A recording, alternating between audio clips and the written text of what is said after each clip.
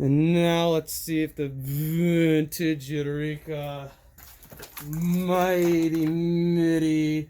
It's not Mighty Mite, it's Mighty Mite because that's what I said and that's what I'm going to call it. So let's see if the Eureka Mighty Mite can clean up the mess that the Hoover couldn't.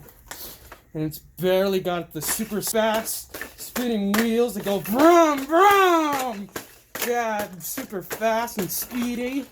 But the other side, yeah, it's got the super fast wheels that go vroom, vroom! Let's see if it works. Let's see if we'll clean up the stupid mess.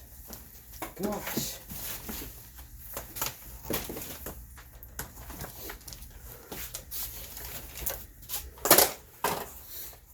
Makes a stupid mess.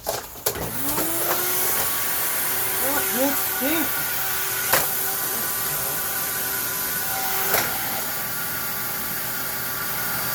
Oh, what? This one has no suction too? This one has no suction too?